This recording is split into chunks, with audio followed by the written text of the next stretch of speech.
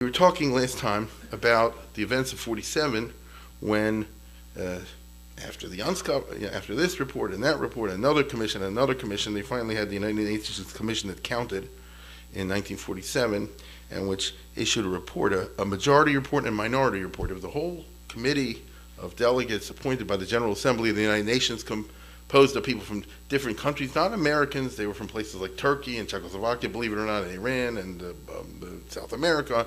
It's quite interesting, and they, having gone to Palestine and looked the whole situation over, and the Arabs having made the stupid blunder of boycotting them, so they really yielded the field to the Jews. Remember, both sides, if anyone was here last week, were supposed to give them liaison officers to take them around and show them their point of view. The Mufti, the Arab Higher Committee, in other words, the nationalists and the Palestinians, said no one should have anything to do whatsoever with the United Nations Commission, because that would mean we're even considering the possibility of a partition, and we're not. And so they would not have any contact with the United Nations Commission. The Zionists sent Abba Eban. So what do you think they heard all day long?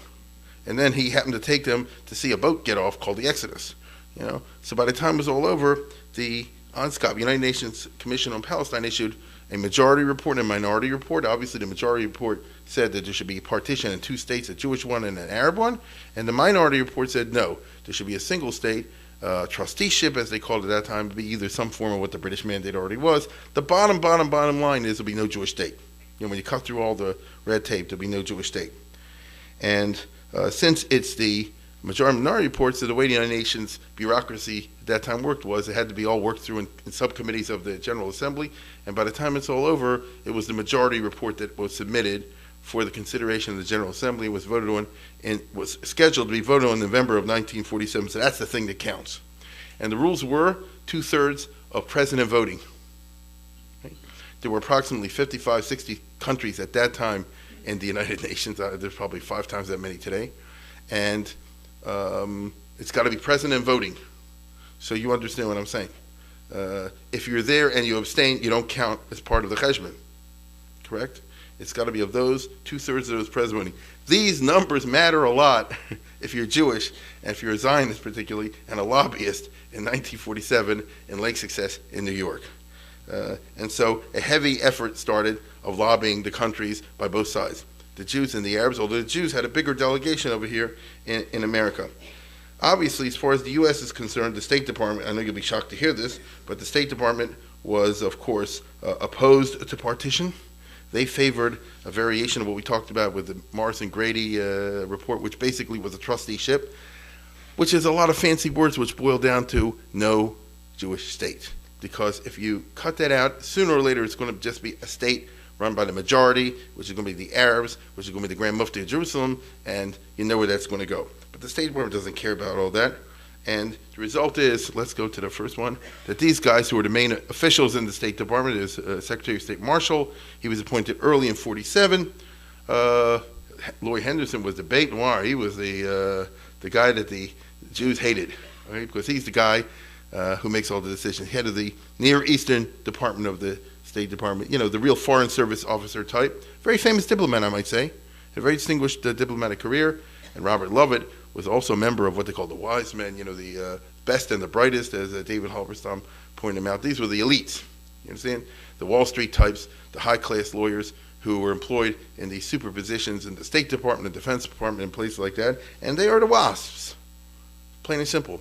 And I'll tell you again, you can't blame them. They're looking purely from what they call the cold American national interest. I wouldn't say, in spite of the fact that George Marshall will emerge as one who's pretty opposed to Israel becoming a state in the partition, I wouldn't really say that it was anti-Semite. You can't do that. As a matter of fact, if anybody knows anything, not that you should, about military careers, George Marshall, a very funny guy. He was never went to West Point, and he had a very unsuccessful, that is to say, non-promotion career in the Army. He was a lieutenant forever and a captain forever, if you know how these things work. And nobody knows how the personnel decisions are made by the higher-ups in the Army. And, sometimes if you know the right person or the right wife or something like that, and he didn't, this is the way it goes. And then he had a break in the First World War. He got to be a major under General Pershing, but then he was a major forever and a colonel forever. So he was already close to 60 years old, and he was still like a colonel or something like that. And that is the usual derech for the average officer. They don't usually become generals. And this is what he was going to be. And in 1937 or 38, he was jumped to deputy chief of staff and a brigadier general. And then in 1939, Roosevelt jumped him over 150, 160 officers to become the chief of staff. It was a shock to the Army Officer Corps. And the reason is the Jews. If you want to be frank about it, or more exactly, you want to be Frankfurter and Bernard Baruch, because they knew him from the First World War, and they told Roosevelt, and they had the influence on him, and they said, you're going to fight Hitler, you can't have one of these boobs running the army, one of these fascist-type generals, of which the U.S. Army had plenty of, or these other fancy Dans, who come from high-class socialite families, who'll be a disaster in a war. You need the real sort of thing, and Roosevelt listened to him. So he was well aware of this. You understand him. He was very close, for example, to Felix Frankfurter, not because he loved Jews, but because he knew his career. So I won't exactly call him an anti-Semite, but on the other hand, he wasn't a pro either. All I know is this happened, and when the State Department makes a push prior to the partition resolution that the Truman and the Truman administration should oppose the partition, Abba Hill Silver went, what's the word now? Viral, right? Yeah, and he said, "The hell with that." Those are the words they used, and they flooded the White House with people like your parents. They wrote letters and handwritten letters and postcards and all this sort of thing all over the place, Jews and non-Jews.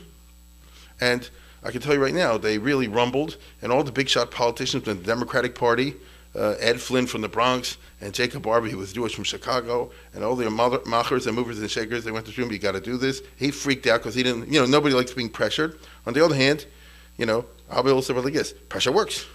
And in his memoirs, Truman wrote, which he wrote 10 years later, the facts were that not only was the pressure movements around the United Nations unlike anything that had ever been seen before, but the White House too was subjected to a constant barrage. I do not think I ever had as much pressure and propaganda aimed at the White House as I had in this instance. The persistence of a few of the extreme Zionist leaders, gee, I wonder who he's talking about, actuated by political motives and engaging in political threats. Duh. We are talking about politics here. Disturbed and annoyed me. In other words, he banned them from the White House. But that's petulant. Presidents do that. I remember Kennedy said he's not going to get the Herald Tribune, and Nixon says he's not going to get the New York Times. But they're lying. They do. Because you can't get along with that. It's even if you say, I'm not going to talk about the Zionists or anything like that. The votes are there, and the pressure is there, and the public feels it. And so he can be angry and all the rest of it, but this is the way it went. The liberal establishment at that time, unlike today, was in favor of a Jewish state, of partition. Here's the iconic face. Let's get to the next one. She owned The Nation, the magazine The Nation, which is today an extreme, not pro-Israel publication, let's put that mildly. It was different at that time. If you knew what she did, and she's not Jewish at all, if you knew what she did for the cause in 1947, you'd be amazed. They organized conferences across the country. They had VIPs of various types of academia and business and the other thing, write letters and, a petition. It was really amazing. And that's simply an example of the fact that the Zionists, organized so well by Abba Hill Silver, reached out at wherever they can, and some people said yes. Finally, under all this pressure, Truman said, okay, the U.S. will vote for partition, but we're not going to lobby the others. At least the State Department's like this. You do it, hold your nose, and vote for the partition. Really, we don't want it to happen, but at least you'll be covered because, in other words, it's politically unthinkable in November of 47. What comes after November of 47? November of 48, So it's politically unthinkable. The United States will vote against partition, but at least let it fail on its own by there. So the U.S. won't give a push. I would remind you that in 1947, during the Truman administration in general, the United States was at the peak of its power ever in history. It was after the Second World War. Everybody was broke. We had all the money. We were giving out the Marshall Plan in 1947. It started, $15 billion, and plus the billions for England. All the countries in the world came here with the hat in hand. Australia, everybody, they had to. Stalin wouldn't do it. And by the way, they offered him money too. But he wouldn't do it because the strings attached. So Russia starved. So the United States was very influential, very powerful, if they wished to be, in those years. It's not like today, unfortunately, but it was different in those days. I would also throw in, very, very importantly, that Russia There's the famous, he looks like a nice guy, right? Tsarapkin was the General Assembly delegate of the Soviet Union, Semyon Tsarapkin, a real Stalinist, a diplomat. And Russia was fully committed to partition, right? This was the official position of the Soviet Union since March or April of 47. This was the famous turnaround that I spoke of last time. No one to this day knows the reason why they did it. Therefore, everybody guesses. I know there's 1,000 guesses out there, but that's all they are. And if you know anything about Stalinism whatsoever, all the guesses are going to be wrong. I don't know if we'll ever know, but one day it'll be some crazy reason over there. But nevertheless, it happened out there, and that means you have a whole block. And every time the State Department or some of the British said, partition not a good idea, Tsarapkin, Gromyko, these guys, they all came out and they said like this: the United States is betraying its trust, and they're stabbing the Jewish people in the back, and the world has to stand by partition, all the rest of it. Now, I want to be clear, they're also in favor of a Palestinian state. True? Partition means two states.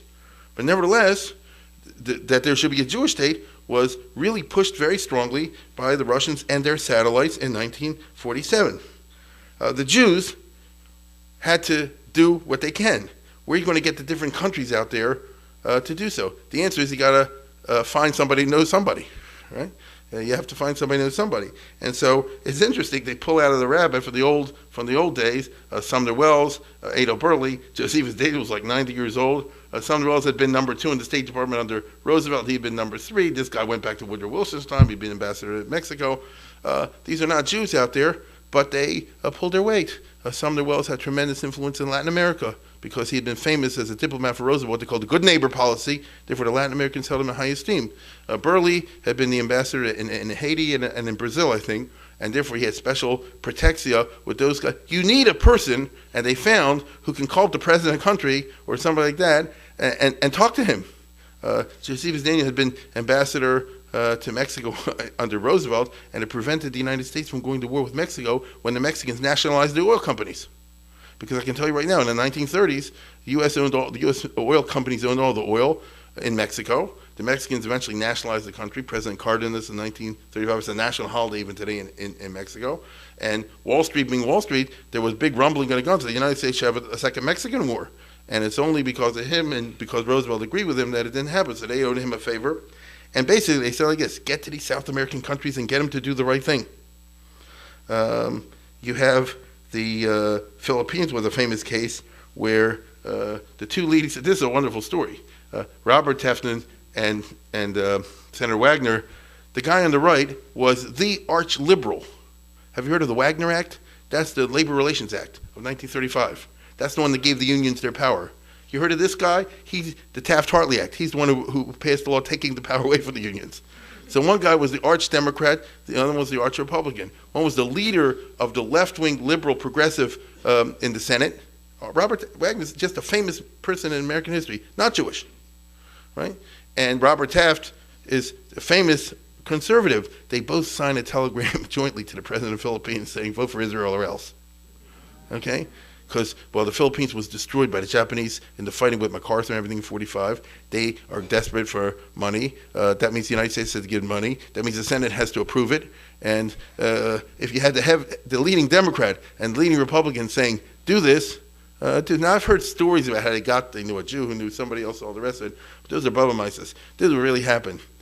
You understand? It's a testimony to the success of the Zionists in America in mobilizing significant support for Israel on both sides of the aisle.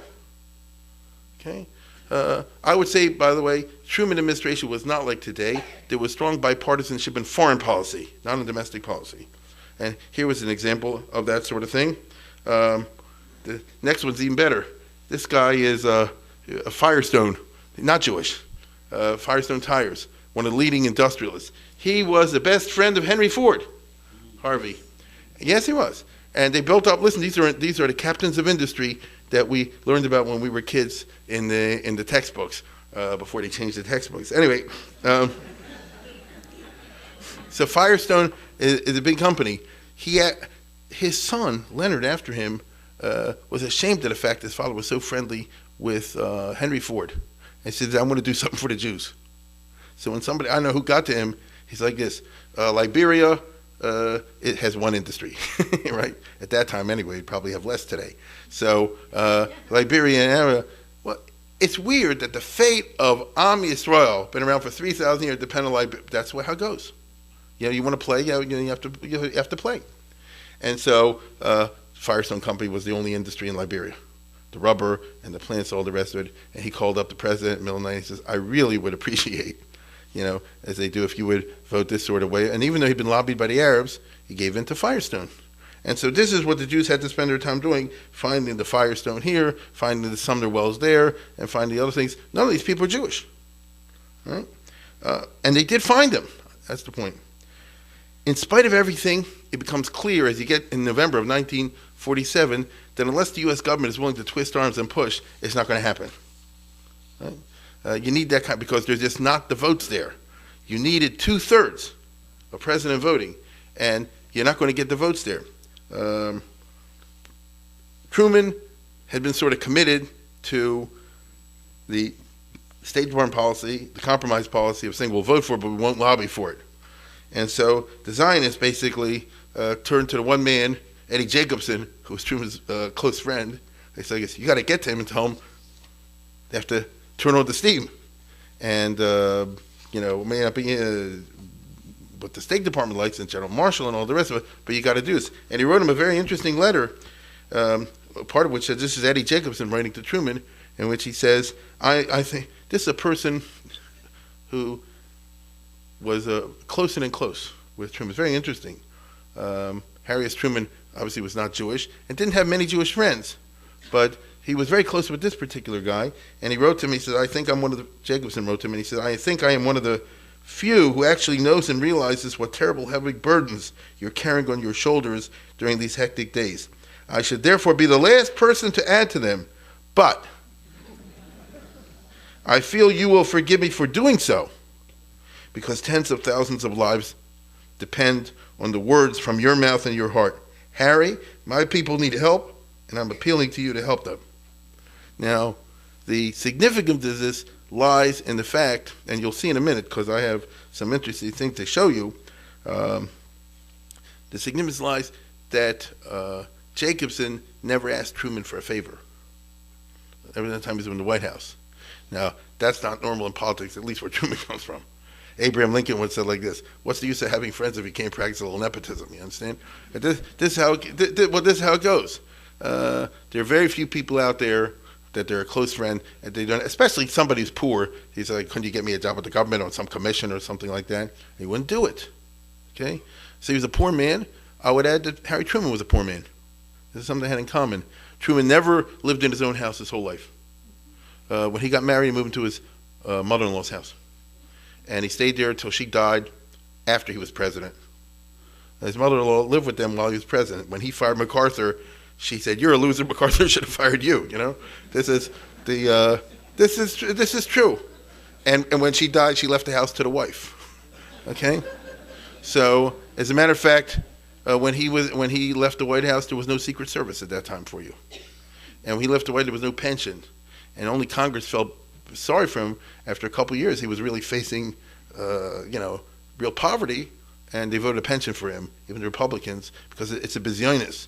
The only thing is you can't make it a pension for just one man. So ever since then, they made the Presidential Pension Act, right, which they gave him at that time $50,000 or $75,000 a year. I don't know what it is now. These presidents don't need it. They go around making speeches all the time, and they make a fortune. But they take the money anyway. But I'm just saying, you're talking about a very unusual presidential situation. You're talking about a very unusual relationship. I can tell you that when Jacobson goes to see Truman, as he did a whole bunch of times, many times, he just used to go take a train or fly to Washington without an appointment. He would go and hang around the White House and wait for the appointment secretary to say, "Oh, you're here, there's another, I'll squeeze you in," and so forth. And Truman loved to talk to him as long as he didn't talk about politics.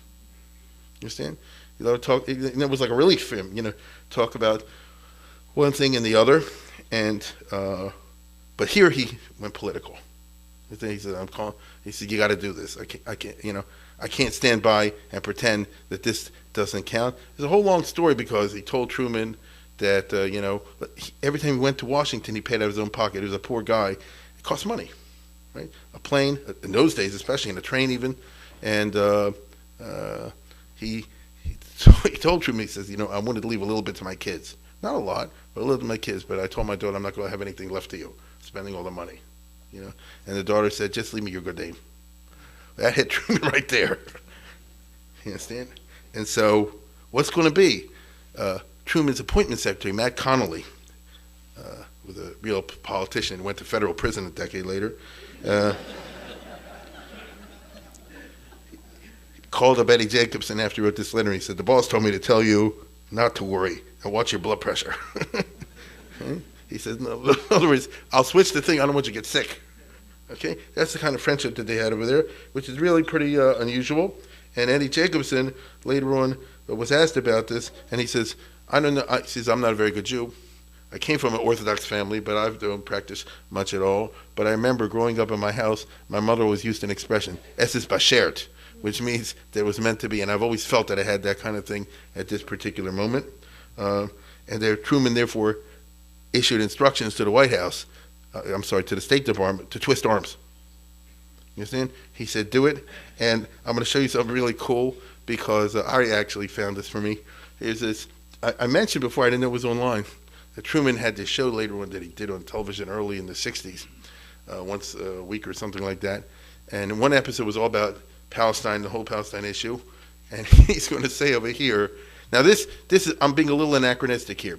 This actually has to do with something in March of 1948, when after the partition was done, the State Department wanted to backtrack on it. And Eddie Jacobson basically said, I want you to see Chaim Weizmann so he can talk you out of it. And then Truman didn't want to listen, but he did listen. You understand? And just to hear him say it is, you'll see the whole point. Go ahead.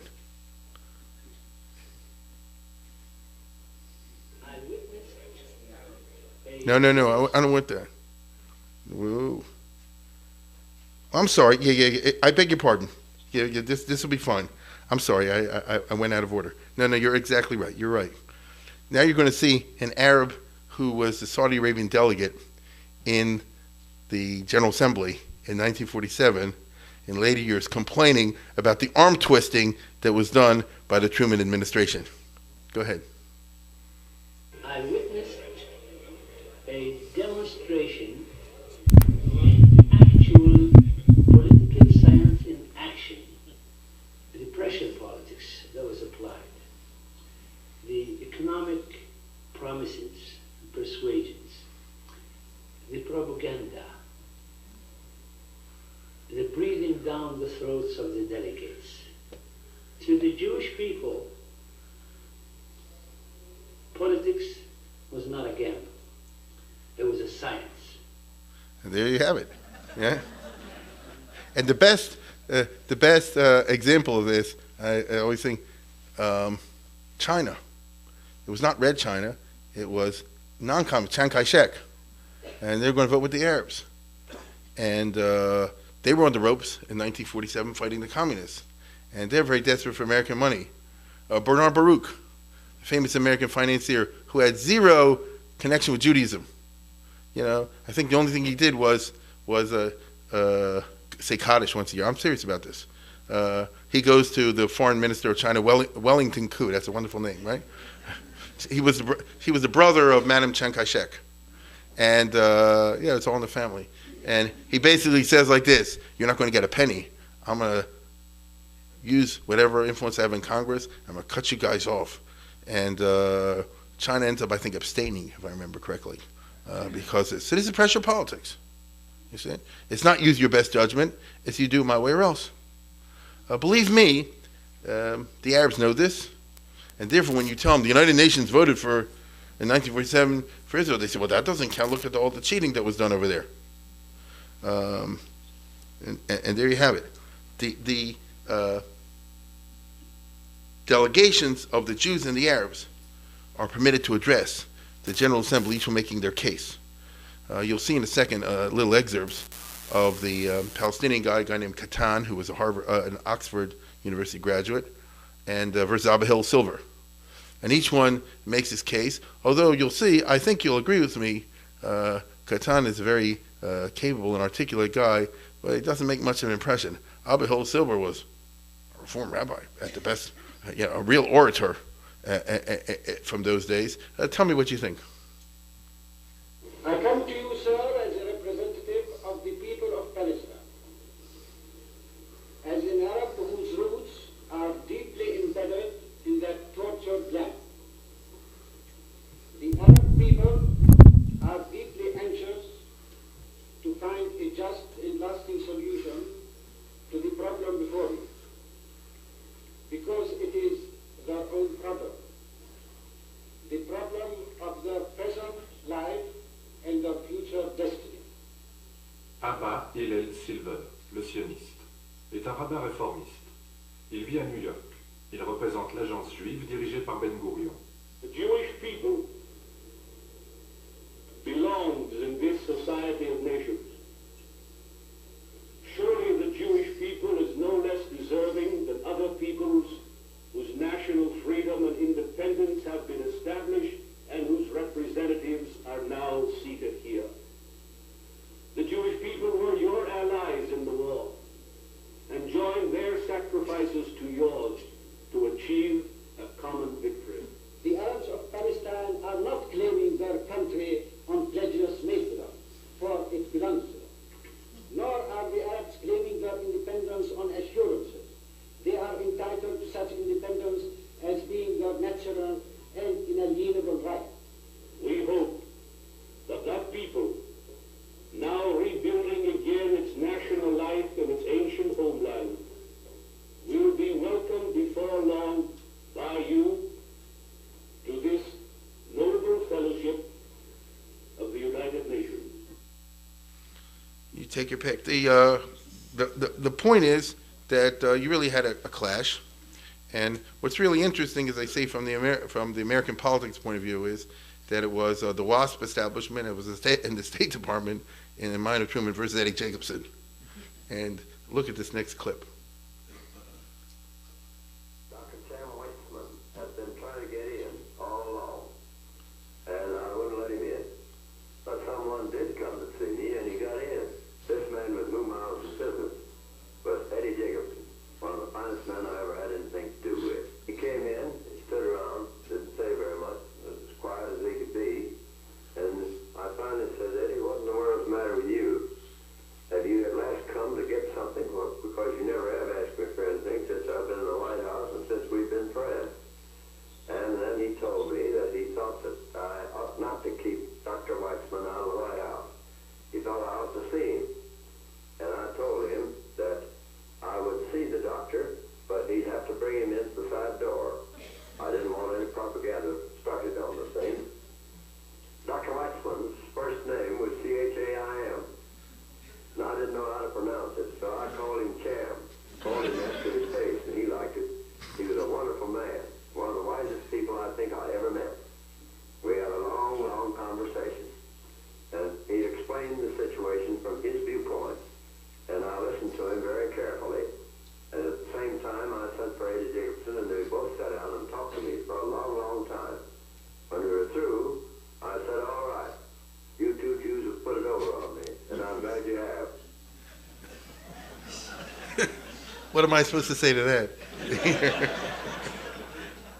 Listen, I'm going to tell you something. I know people read novels and they go to movies all the what for? The facts are always. You won't be surprised that if you're a State Department type or somebody from the Harvard, Yale, Princeton, WASP establishment, it's going to freak you out, right? To call in Eddie Jacobson, and indeed Dean Acheson, who was very, very close with Truman. And there you see him was one of his best friends, Felix Frankfurter. So you can't say, as I said before, that he was an anti-Semite, and he was not. But he was very, very strongly opposed to everything that I just described. And in his memoirs, he says, I did not share the president's views on the Palestine solution to the pressing and desperate plight of the great numbers of displaced Jews in Eastern Europe. The numbers that could be absorbed by Arab Palestine without creating a grave political problem would be inadequate, and to transform the country into a Jewish state capable of receiving 1 million or more immigrants would vastly exacerbate the political problem and imperil not only American but all Western interests in the Near East. From Justice Brandeis, whom I revered, and Felix Frankfurter, my intimate friend, I had learned to understand, but not to share, the mystical emotion of the Jews to return to Palestine and end the diaspora. In urging Zionism as an American government policy, they had allowed, so I thought, their emotion to obscure the totality of American interest. You can understand what he means, right? Atchison tells us that Truman chose to ignore the totality of American Jewish interest because he'd been converted to Zionism by Eddie Jacobson, his one-time partner in an unsuccessful Kansas City haberdashery. American history is great, isn't it? It was this emotional commitment, this compassion for the Jewish people, Mr. Atchison insists, that drove the president to mislead the Arabs and use coercion on the British. It was not, as the British leaders publicly alleged, an unworthy bid for the Jewish vote. And that's by somebody who is very, very close, right? Very, very close with What's the score from Harry Truman? okay, he's from St. Louis, right? There you go. I'll tell you something just on a personal level. I'm not a personal level, but not long ago there came out a very interesting book called Affection and Trust that you have over here, which is the personal correspondence of Harry Truman and Dean Atchison after he left the White House, and they were very close. It's actually very interesting because they said we want to keep a totally honest relationship, a real friend, someone you can criticize and still be friends. So tell me what you really think. And when Truman writes his memoirs, he says like this: the State Department opposed me because they're anti-Semites. Those are the words he uses. And Atchison writes the whole thing over there, and he says, how can you say that? Because Truman sent it to him to review, and it's not true, and all the rest of it. And Truman wrote back and says, I think it is true, I'm putting it in. So, that's how these things kind of turned out. What shall I say? The final vote, when the UN happens, is 33-13 with 11 abstentions.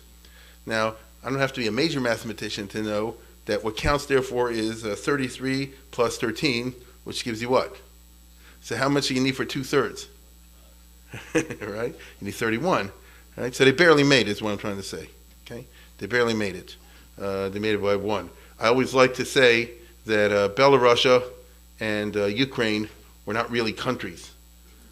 Stalin insisted at Yalta that they should be counted as extra countries so you could have a few extra votes, because he wouldn't join the United Nations without having a handicap of a couple of votes. And Roosevelt said, all right, give it to him, and all the rest of it. As far as I know, the only time this ever really counted was the United Nations resolution. So the Lord has a strange sense of humor. If you look at the countries that abstain, it's significant because many of them represented cases where the Zionists pushed real hard to get them to abstain, at least. So it won't go against them, because first of all, there'd be a vote against, and second of all, it'd make it harder to get 2/3. So it was a close call, and it would not have happened a year or 2 or 3 later, when you started to get all these third world countries to join in significant numbers, and there's no question that they would have voted against this. So really, Israel got on the train at the last possible moment, which is really food for thought when you give it some kind of real mature consideration. I would also throw in, if you look at this list over here of those who vote yes, the communist countries is a major element, isn't it? No way they could get it without Russia and Ukraine and Belarus, and you got Poland and Czechoslovakia and Hungary and Romania and Bulgaria, and so I mean it was it's funny, they're a vital element, not just an extra, a vital element in getting the 2/3 that Israel needed absolutely. So it's really remarkable over there, and it's hard to imagine that we owe anything to Stalin and Molotov. But it's a fact, at least in 1947, as I say before, no one will ever really know the reason why. In the future, I will speculate on this when we get closer to the actual war in May of 1948. But there's no question that the political support, not the military yet, but the political support of the Soviet bloc was more than vital on a number of levels to Israel succeeding in the United Nations. It is one of the elements, not the only element, but it's one of the elements that pushed Truman and decision makers to supporting Israel. They could, among other things, they could not be on the wrong side of this and Russia on the right side. It couldn't be that the United States would be seen not to be for Israel, and the Soviets, all this would be, because remember, communism was still a popular movement around the world, and in the United States, It was just beginning to change in the Truman administration. That's when the Cold War mentality kicked in, but you still had a lot of Soviet sympathizers. And in March or April of 1948, there will be a by-election, there will be a congressional election because somebody died or left office or something like that in the Bronx. And the communist candidate will defeat the Democratic candidate for Congress. His name was Leo Isaacson or something like that. And he wasn't communist, but almost, one of those super pink sort of things. And it really is true. And this, freaked out the White House and a lot of other people. Understand? So it's funny to think about it, but this remained the official policy of the Soviet Union until 1967, meaning that they were in favor of the 47 borders, not the 48, 49 borders that Israel conquered. The official policy of the Soviet Union is they're opposed to the Arab policy of trying to destroy Israel, but they're also opposed to Israel having any territory beyond the 1947 lines. After 1967 war, when Israel conquered all other territory, Russia moved up a notch, and they said now they're in favor of Israel having the green line, the 1948-49 lines, when Israel was already talking about holding on to the Golan and everything like that. So they're always a little bit behind on this sort of thing. But it's just interesting to know that is their policy. And even though they've always been terrible enemies of Israel, we all remember what the Soviet Union was doing, they always insisted that they were not. And the official policy of the Soviet government is we're not against it. Gromyko, even if it was a real chalaria, always said, I'm the one who raised my hand. It's true. And was the extra vote that put Israel over and all the rest. And I'm the one who made the speech in 1947, all which is true. So politics is what it is. Well, the British, let's put it this way, a lot of people were shocked. The Arabs were super shocked, and the British were also, because who would ever think that the U.S. and Russia would agree on anything, and that the Truman would go into twisting arms, like I just told you, to force many wavering countries to get there. Greece was another example, but the Arabs already bribed their way to the top of the Greeks before the Greeks could, so they were working on it, but there wasn't enough time. David Niles of the White House said, give me another week, and I can get the Greeks over on the right side of this also, because Truman did the Truman doctrine on Greece. But that's how politics really works. Let's put it that way. The British are so angry, they say they're getting out in 6 months, and to hell with both sides, right? Meaning we're not going to have an orderly transition of power or anything like this. If the place collapses, serve you right. You've been shooting us, we're bombing us, trying to bring peace and order in Palestine. Have it your way. See if you can do better without us. Now, obviously, what they really hope is that the chaotic conditions that will come in Palestine will necessitate their staying there at the request of the Jews. But that's for next week. Now, that ends this part about the partition vote, which brings us up to November 30, December 1, right about this week, of 1947, and creates a new reality. The Arabs, as I say, were super shocked. The Jews danced. I didn't bother to give. I know you've all seen pictures one time or another with the Jews dancing when they heard the news in Tel Aviv. But Ben Gurion very famously said like this, I didn't dance because I know what's coming up. Let them out there. I know what's coming up. The Arabs said all along that they would fight it. And on November 30th, they basically declared war with the attack on Rehov Yafo. The next day after the UN vote, you all know Israel. I'm sure everybody here, you look like the type of crowd, everybody's been in Israel one time or another. And right up to Jaffa Gate, the Rehov Yafo, and then up where the Dam Pearl is, and straight up into Rehov Yafo, huge mob. The British police don't do anything. They kill, they burn buildings and offices and stuff like that. The British stand by. You can look it up and see for yourself. And British basically say this, you wanted it? How do you like your new independence and so forth? And what are you going to do all about this? This is actually the first time Jews and Arabs fight each other. Isn't that interesting? Until then, it sounds a little counterintuitive. Until then, all throughout the 20th century, it had never happened that Jews and Arabs had fought each other. There had been a couple of Arab riots in 1919 and 1920 and 21 and 29, where there was, a couple pro-ot, as they call it over here. But I'm talking about an actual, and it was a one-way fight. The Arabs attacked us. That there will now be a two-way fight, never existed before. It's just interesting. The Intifada, the great Arab uprising of 1930s, was against the British. Now, they were against the British because they were sheltering the Jews, but it was against the British. Okay? It's just interesting. So the two sides never squared off against each other, but now they will. Okay? I might point out during 1945, 46, 47, when the Irgun and the Stern Gang and the Haganah were all blowing and shooting everything up, the Arabs were standing on the sidelines. They didn't participate, except some Arab gun runners smuggled, for money, sold weapons to the Irgun, and that's where the Irgun and Lehi got all their weapons, from Arab, arms dealers and things like this.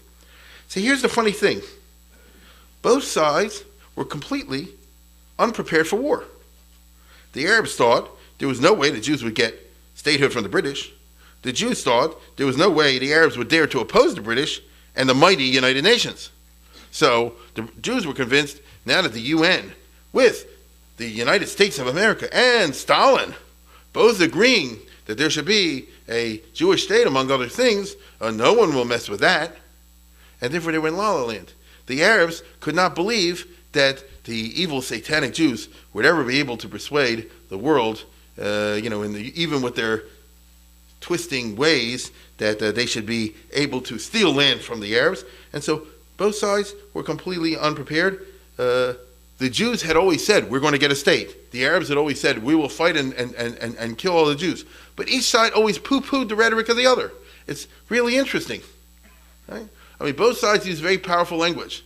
Think of the language that Ben Gurion or somebody was using about the future of the Jewish state. Think of the language that the Grand Mufti and the nationalists in Palestine were using about what they're going to do to Jews. But the attitude at that time was, yeah, we know, it's the Middle East, everybody uses rhetoric, all the rest of it. The Jews blew, 1945, 40, I'll use a stronger expression. The Jews blew 1945 and 1947. They didn't acquire any weapons. This was just dumb. You understand? Especially after the Second World War was over, some know, the unbelievable surplus weapons that the U.S. just dumped. We had an army of 11 million and weapons for twice that number. And, you had a huge armaments industry over here. And when the war ended, they demobilized the army, sent everybody home, and they had unbelievable amount of planes and tanks and bombs and this and that and the other, and rifles and guns and who knows what. And, you could have bought it at something surplus. They could and they didn't do it. You get it? The Jews were pretty much without arms on November 30th of 1947. They had a small amount of weapons and nothing really. We paid a price for this. What can I tell you? It's a profound failure of foresight, and it's a smug self-deception. We saw it in the Yom Kippur War, right? I'm sorry to say, when Israel was a surprise attack simply because they couldn't believe that anything would ever, they wouldn't let facts get in the way of their grand conception. We've seen this in other times in history as well. Stalin, of all people, was surprise attacked by Hitler because they were just convinced it couldn't happen. So this happened in Israel, that they should have easily gotten a hold, either in Israel or outside the country, of a vast amount of materiel, but they didn't do it. Ben Gurion did not become Sar Bitachon, meaning the guy in charge of military matters, until the Zionist Congress, December of 1946. That's late. And then, in his way, he demanded funds. He demanded $5 million. He demanded $5 million. They promised him $3 million, and they didn't deliver the $3 million either. So all during 1947, they're just talking, but nothing's really happening among the Jews. I can tell you the Jews won't really, that's how democracy works. They won't really start to arm until after November 47. Even then, it'll take several months. Okay, it's shocking looking back in hindsight, but this is the way it really happened. They'll debate, they'll talk. The Haganah and such people were run by committees. It was like a shoal. Each party. I'm serious. Each party was called the Ramah, the high command of the Haganah, and they had 3 members from the Mapai party. They had 2 members, a guy named Wasserman from the Mizrahi party, and somebody from the Revisionists, and people you never heard of. And there's a reason you never heard of them. The point is that it wasn't run in any kind of serious way with a centralized direction from top down and with a plan and all the rest of it.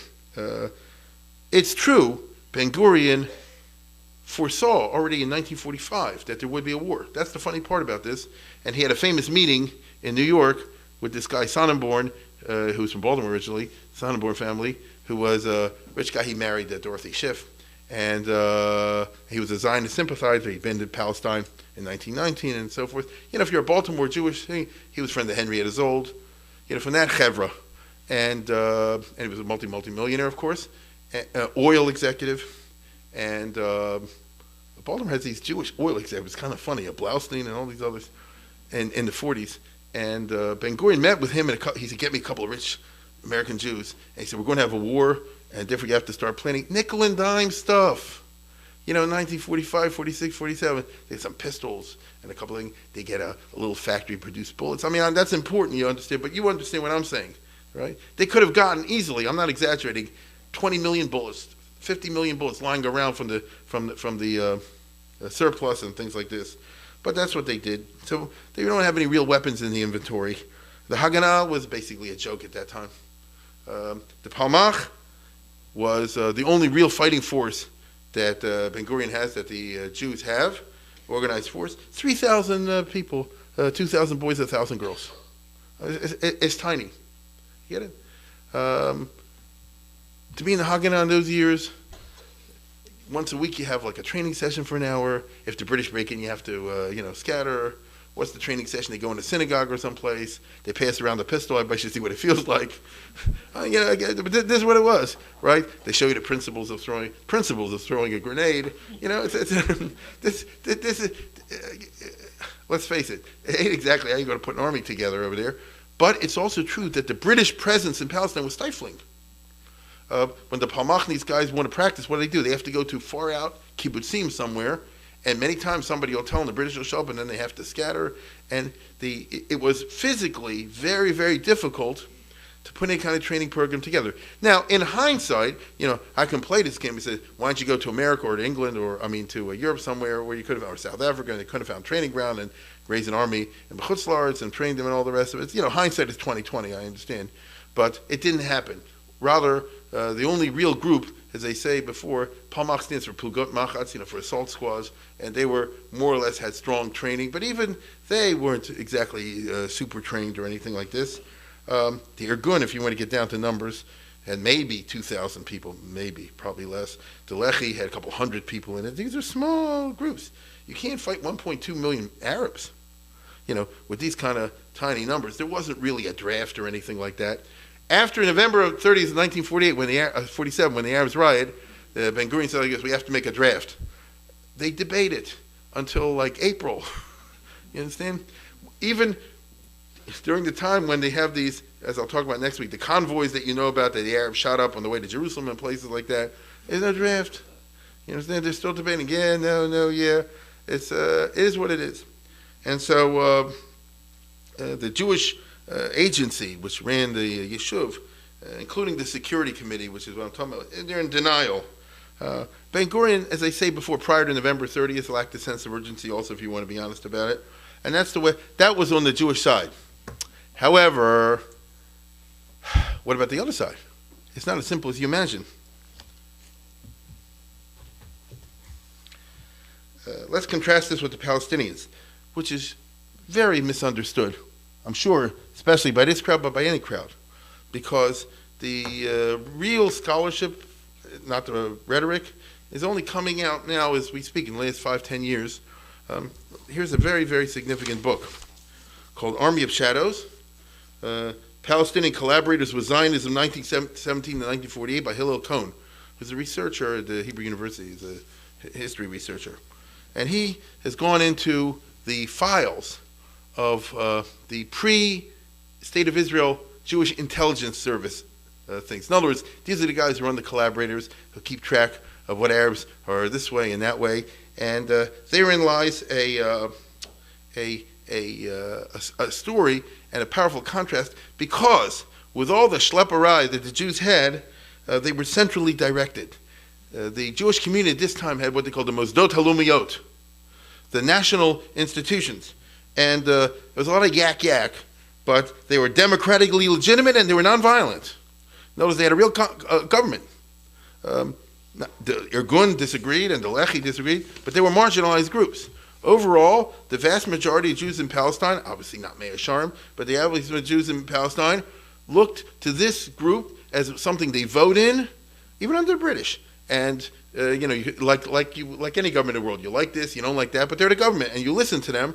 And as I say before, they resolve differences among each other through debate and discussion, and then you reach some kind of a democratic solution at the end, even if people's feelings are hurt, but then you move on. And the Arabs lacked all this. By contrast, the Arabs in Palestine, I'm talking about, lacked democracy. Their leadership consisted of self-appointed members of the elites who are fundamentally split on the Jewish question and have been for a long time. Okay, listen to this. In 1921, a formal delegation representing Palestinian Arab national institutions, 1921, set out for London in a desperate last-minute attempt to persuade England to back off from the Balfour Declaration. Hassan Shukri, the mayor of Haifa and the president of the Muslim National Association, was not on there. He sent the following telegram to the British government. This is one of the leading Arabs in Palestine in 1920. We strongly protest against the attitude of this delegation concerning the Zionist question. As we're against the anti-Zionists. We do not consider the Jewish people as an enemy whose wish is to crush us. On the contrary, we consider the Jews as a brotherly people, sharing our joys and troubles, and helping us in the construction of our common country. We are certain that without Jewish immigration and financial assistance, there will be no future development in our country, as may be judged by the fact that the towns inhabited in part by Jews, such as Jerusalem, Jaffa, Haifa, and Tiberias, are making steady progress, while Nablus, Acre, and Nazareth, where no Jews reside, are steadily declining. Now, this guy, I'm sure, was paid off by Jews, but that's not why he did it. You understand? No, his money can't buy all that. This is a key element. There was fundamental split among the Arab elites on the Jewish question. But the Palestinians don't like to talk about this today. This is something that the past you suppress, and you're trying to impose a monolithic version upon it. Contrary to current propaganda, there were many Arabs who wanted coexistence. Why? Partly for venality. The Zionists definitely cynically bribed them and co-opted them, because from early on, the Zionists are centrally directed. They have what they call the Mosdot Alumiyot, the Jewish agency, for example, things like this, who have, among other things, a political department. That's what it's called, Machlaka Politik, and they have intelligence service. And one of the things they're going to do is try to say, how can we get as much Arab stuff out of us as we can, which is what countries do. The Arabs in Palestine don't have anything like that. It's also true, though, that many Arabs are going to be moved by a sense of, let's try to live together for mutual benefit, like the guy said. Right? The Zionists had long suborned Arabs of all classes. This is just the way it was since the time of Herzl and before that. But on the other hand, it is a fact that there was a genuine lack of nationalist consciousness among the Arabs, among many of them. There was a lot of local and tribal consciousness. That's who they were. It's their right to feel this way. Okay? Now, the nationalists don't agree with what I just said. It is not your right to feel this way. And there is the great debate among the Arabs of Palestine in the 1920s, 30s, and 40s. Okay? But one man's shochad is another person's chesed. Right? One person's bribery is another person's chesed. Again, it's remarkable. I'll just read you one of 100 or 200 stories that this book has. They're quite remarkable. Obviously, I can't do a lot with you tonight, but just to give you one idea, I'm talking about it from the 1930s, when the Intifada is raging and they're shooting at, the Arabs are shooting at people all over the country, and the Jews, among other things, are trying to duck, but the Zionist agents are also trying to find as much information as they can about from among the Arabs. And so he talks about Ezra Danin, who is a famous Israeli intelligence executive. He's the one who started the Shai, right? The Mossad, as you call it today. And he says that he recruited one of his first agents in the summer of 1936 through Kibbutz Givat Chaim's shepherd, Parnetto Klein, as a Jew. When out, this is a tip, what I'm talking about, I'm picking one of 100 stories. When out grazing the kibbutz's livestock, Klein occasionally encountered a middle-aged Arab shepherd. He learned that the man had never married because he lacked the money to pay a bride price. One day, Klein made a proposal. You're a miserable beggar. You'll never be able to save enough money to buy a young woman like you want. And in the meantime, you will commit the sin of bestiality. But if you provide us with news about what goes on in the camp of Al-Qa'uqji, who's the leader of the Intifada fighters, over there in the mountain across the way, we will give you enough money you can finally buy a wife. The shepherd accepted the offer and asked first for money to buy a donkey and 2 crates for vegetables. Why? The author says, the conversation sounds simplistic and testifies the attitude of collaborators and others like him. But from that moment on, the shepherd became a produce merchant who regularly visited the camp of Al-Qa'uqji's army and passed information about them when he saw decline. Once, he brought news of an attack that Al-Qa'uqji was planning. The information was passed on immediately to Danin, who forwarded to British intelligence. A British force went out to meet the rebels and inflicted serious losses upon them. Afterwards, when the shepherd produce merchant saved up enough money, he married. To his dismay, well, let's put it this way, he had some issues about marriage, and they sent him doctors from Hadassah Hospital. I promise you, to remedy the situation. It's as close as I can get to it. This of course, only reinforced the man's loyalty to his operators. Now, what do I mean by that? In other words, the Arab society didn't do anything for him. The Jews came through, big time. So is he a traitor? He doesn't think in nationalist terms. He thinks in the life of a miserable beggar. You get it? For him, the Jews are his friends. He can't read. He's not aware of nationalist doctrines and ideas. Probably never heard the word. And so what are we dealing with over here? You see? The shepherd was recruited in the first phase, the Arab rebellion's first phase, and agreed to collaborate with the Jews because of his personal needs. His experience was an aid to the recruiters. And he gives many, many stories along here. For example, Abba Chushi, maybe some of you remember, was for many years the mayor of Haifa. Back in the 1930s, was the head of the Jewish labor union, the Histadrut in Haifa. Made a lot of Arab friends. Began to collect information. In February 1937, he received a warning about a plot to incite riots and kill all the Jewish longshoremen at the port. Okay? Who told him? Arabs, who he's friendly, so he did favors for them. So they're doing a favor back, which is I'm giving information. He says, with the help of 4 or 5 of my friends among the Arab port workers, I was able last night to uncover this web of intrigues, as well as the place they met and from which the orders are handed down, he informed the Jewish agency. His informants were members of the Palestine Labor League, which is an arm of the Histadrut.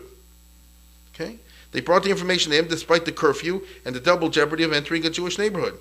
Such informers acted out of friendship and appreciation, and they were aware of his power and influence in the port city. Like I say, you do me a favor, I do you a favor. I heard that's called life. Okay?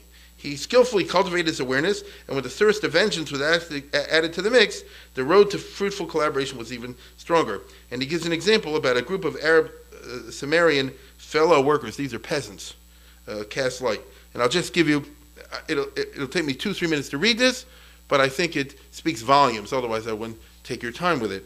And he says, on February 8th, 1939, 6 peasants, Arab peasants, from Jenin area contacted me. Some were from this town and from other town, and they told me, one of our friends has advised us to come to you because you're known to be a faithful friend of the Arabs, and you have more than once come to the aid of people in trouble. Our sheikh is mortally ill. His days are numbered if he doesn't get immediate help. He was taken prisoner by an Arab group, one of Arif al-Abdeg-Razek's gangs, meaning a nationalist gang, and he spent 5 or 6 days in a deep pit without light, air, or food. He lost blood. Please help us save our leader, and we will not forget the favor all the days of our lives. I sent the sick man, accompanied by 2 friends, to the clinic. There they examined him, decided it was necessary to get him to a hospital, blood transfusion injections. If it was delayed by another day, he would die. I asked Magena David Adom people with the right kind of blood for a transfusion, providing aid to the point of donating Jewish blood of an Arab, made a huge impression on the other Arabs. Especially since we made no conditions and demanded no payment or compensation for the human act we performed. They offered us their help in the war against terror and the terrorists. I repeat, they offered their help. I asked them why they were doing this. They answered, we have suffered enough from the terror, meaning from Arab terror. These are Arabs talking. We have suffered enough from the terror. We have suffered more than you. In our village, there's almost no family in which 1 or 2 or 3 have not been killed. We are all descended into poverty. Our properties have been destroyed. Between us and Yusuf ibn Dara and Alpha Razek, there's a blood feud. In other words, we hate the nationalists now for the people they killed in our community, what they've done to us. We want to prove our friendship to you and pay blood for blood, this is Arab talking, to avenge our murdered relatives, and together with that, prevent the spilling of innocent blood. We are prepared to show you whenever or whoever you tell us, all the terrorists in the city, and also to give you information that'll prevent murders in the future. And it goes on to say that it was really true. Now, this happened all the time. The stories that they have in here could fill 10 novels. Like I say, I'm under time limitation, so I can't give it all to you. But you understand what I'm talking about over here. Now, that's what I mean when I say one man's chesed is another person, shochad is another person's chesed. At the same time, ever since 1919, a nationalist group arose in Palestine, led by Amin al-Husseini, who became the Grand Mufti, infamously. And this is the Husseini family. So this is one clan. And what they're doing is they're saying, I guess, we're taking over, we're the head of the nationalists, anybody gets in over, we get killed. No genuine political tradition. There's no parliamentary traditions, unlike the Zionists, right? They want to form a national group by saying, here's the position everybody should hold, and whoever doesn't go along with this will be tortured and killed. In the Intifada that rises in the 1930s, Husseinis systematically kill and torture their opponents, creating a toxic Palestinian politics, which is still the norm today. And in their rage, the Palestinians who are opposed, for whatever reason, to the Husseinis, turn to the Jews for help and cooperation, as I read you. The Nashashibi family, which is the Husseinis is one very elite Palestinian family with a large clan. The Nashashibis, maybe you never heard of them, but you all see that sign next time you go to Rehov Yafa and King George. You look there and you see Ronald Stores, and you see the mayor of Jerusalem, Rajab Nashashibi, having a sign there. That's an extension when they put the King George Street on there, on the corner of Yafa and King George. These are people who, in the course of the Intifada, are killed and tortured, and therefore they fight back. They publish a book called A Voice from the Graves of Palestine. They form anti-Husseini hit squads called, in good Orwellian fashion, peace bands, and they help Jews and are helped by them. Right? So people who know the real history know it's not simply the Jews on the one side versus the Arabs on the other side. If you want to be perfectly honest, and why not? If you want to be perfectly honest, it's Arabs on the one side and Jews and Arabs on the other. Right? It's Arabs on the one side, the Husseini and their guys, versus Jews and Arabs who don't agree with the Husseinis and know they're going to get killed by them if they don't cooperate with the Jews. The stern British crushing of the Intifada in 1939. Maybe some of you remember, we talked about this last year or 2 years ago. There was a big uprising among the Arabs, and the British played along, and they treated them with kid gloves until they had enough of it. And then the British sent in the army, and the army violently crushed through brute force the Arabs. They gave them a lot of warning, but then when they came in there, they destroyed towns and killed people, and they did a lot of stuff over there. And it breaks the will of many Palestinians to continue fighting in violence. They want a peaceful life. Many terrorists lions turn into lambs. This is an aspect of the changeable Arab personality. It's well known in Israeli history that up to 1939, you couldn't go anywhere. The Intifada was going to kill you. As soon as the war broke out, and after the British crushed them, many Arabs, Palestinians, didn't want any more wars again. I'll give you an example. If you lived through Sherman's march through Georgia, you've had your share of wars, correct? Do you agree with that? So that's the equivalent that happened over here, and 10 years later, they don't want war either. It's only 10 years since the Intifada. People forget that. And already in late 1930, 1940, it's a new Palestine. Jews can walk in any Arab village. It's crazy. We have records of this. They can drive through Hebron and other places, and there's no bother. Even people who yesterday were part of bands that were going around killing people just stopped. The trouble with the Arabs is sometimes they turn back. But in 1940 to 45, I would say, or 44, it was super peace over here. The Husseinis flee with the crushing of the rebellion. They are banished or imprisoned during World War II. The Grand Mufti, of course, as we all know, was buddied up with Hitler, right? Jamal Husseini, his number 2 man, was exiled by the British to Rhodesia. Others were sent to the islands, wherever, in the Indian Ocean, things like this. And others fled to Iraq. And so the heart of the strong Palestinian nationalists, the bad people, in other words, they were absent from Palestine during the Second World War. And that explains the radical reversal of the atmosphere in Eretz Yisrael during the Second World War. Now, in reality, the fighting had not stopped. Nobody pays attention to this except specialists, but Husseini hit squads continue to bump off their opponents even outside of Israel during the Second World War. The leader of the Nashashibi peace bands is shot in Iraq. Another guy is bumped off in Beirut and in Damascus and places like this in Cairo. Notice they never, because it's the old Arab mentality, they never forget. And you got to get, but what they didn't realize, or maybe they realized they didn't care, is if you bump this guy off, then what does that do? You just made a bunch of enemies. So They thought in their way, because of this dictatorial fascist type mentality that they had over there, called the old-fashioned way, I'll kill enough people, they'll be scared of me, and then they'll go along with what I want to do. They didn't have that kind of power. They only had enough power to get everybody angry at them and say, the Jews are better than you. And this will be one of the most important things that the Jews will have going for them in the Arab-Israeli War of Independence of 1947, 48, 49. That to be, well, let me not go ahead of myself. The toxicity of the politics is denied and perhaps repressed, but not really. No, they say, oh, we're really united. The Husseinis are basically identified as the leaders of the genuine Palestinian nationalism. I think that's, everybody agrees to that. That the Mufti will come with the ones who represent the position that we are a state, we're a people, we want our own country. We're not a collection, as really they are, of a bunch of different tribes and groups all over the place, but we're all on the same page. Now, nationalism is, at the end of the day, a matter of psychology, of consciousness raising, right? You can have large areas of people who don't have any nationalist consciousness, it's well known, and then something or other, you can make it happen. Well, you see how they're trying to make it happen in the case of the Palestinians in the 1940s. Then, of course, there's also the conflict between the Husseinis on the one hand, and the Hashemite family in Jordan, King Abdullah, okay, who's our next friend over here. Him and the Husseinis hate each other, would like to kill each other. You can be darn sure that Abdullah will vastly prefer the Jews, for example, to the Mufti, and the Mufti will kill him in 1951. All right? There's no, listen, Abdullah's in it for number one, and we will see that. But within the maneuvering over there, there's no question that what eventually happens, as a recent left-wing Israeli historian has called it, collusion across the Jordan, right? Which he considers to be a dirty word. But that's what happens. The Jews and the Jordanians will both be determined that whatever happens, and however we divide anything up, nothing for the Mufti, nothing for the Husseinis. You get it?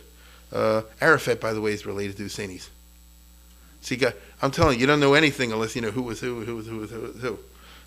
So therefore, in 1945, 46, and 47, the British, the Khalarias, permit all the Husseini guys to return. Not the Mufti, but everybody else. Number 2, number 3, and all the other guys down the line. I'm just really outrageous because these people were war criminals, all the rest of the British just let them come back. The Arabs watched the British-Jewish conflict from the sidelines. Some sell the guns, as I told you, they were going to Lehi.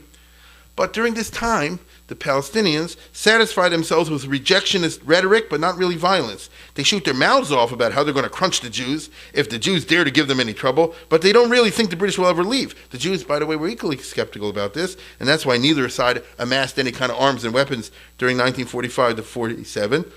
You'll see an Arab guy talking now, leading Palestinian, about how confident they were that, I think with a few rifles, they can drive all the Jews in Tel Aviv into the sea, which is just stupid. Okay? Listen to this. The UN committee considered the partition of Palestine into a Jewish and an Arab state.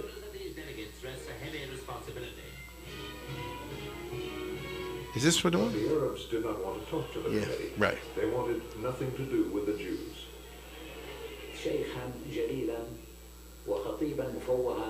Sadri ad-Din was an honorable sheikh and an eloquent speaker. And he said, if the Jews want to take Palestine from us, we swear that we will throw them into the sea. And he pointed to the Mediterranean, which was a few hundred meters from the place where we had gathered.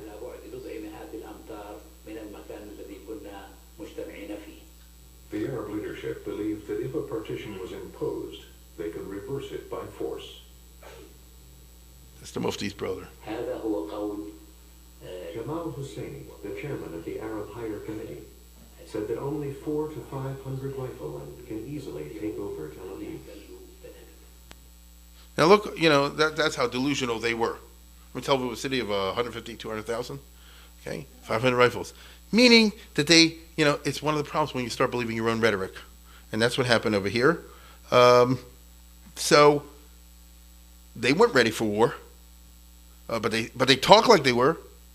The Palestinians do not realize, and perhaps didn't care, that their totally unyielding rejectionist stance makes them look unreasonable and fanatic compared to the Zionists who, quote-unquote, reluctantly agreed to partition. In other words, the Jews are willing to compromise and the Arabs not. Listen to Chaim Weizmann as he puts a very eloquent spin on that. He says, it's our country, but we'll put up with half. The most striking appeal to the United Nations Committee was made by Chaim Weizmann. We realize that we cannot have the whole of Palestine. God may have promised Palestine to the Jews. It is up to the Almighty to keep his promise in his own time. Our business is to do what we can in a very imperfect human way. You understand what he said? It's up to God to give it, the whole of Israel to the Jews one day. Our business is to get practical over here, and we'll take what we can get. That's what it is. So people say, I guess, all right, that's, Shnai Mochzim B'Talis Yachaloku, as they say. If two people are arguing over something, well, the person who says, I'm willing to split, sounds more reasonable from the political point of view than the person who says, I'm not. I want every single bit. And based on what kind of reality, we can take 500 rifles and take over Tel Aviv. During 1947, the Husseinis, the nationalists, are pressuring the Arab public for national solidarity. So as they put it in their propaganda, quote, the Jews who say we are not a people, because after all, Herzl said, we have a people without a land, and we want a land without a people. What about the Arabs in Palestine? They're not a people, they're just living there. The Jews who say we're not a people should be proven wrong. So we should boycott them, and they don't. And we should have nothing to do with the Jews, and the people don't listen. But they also bump off their opponents all through the year, turning the families and friends of the victims into enemies of the Mufti, and sometimes friends of the Jews. More and more Palestinians come to realize that a Mufti nationalist victory will spell not only death for the Jews, but death for them. This rational calculus of threat makes them prefer a Jewish victory to an Arab victory. It's just interesting. Many, many Arabs want a quiet life. They were spooked by the Intifada a decade earlier. They felt this way in 47, 48, so only a decade later. They will either not participate in the fighting in the war when it happens, or will do so reluctantly, or will ally with the Jews if and when they perceive the Jews will be the winners. This is something that's coming up.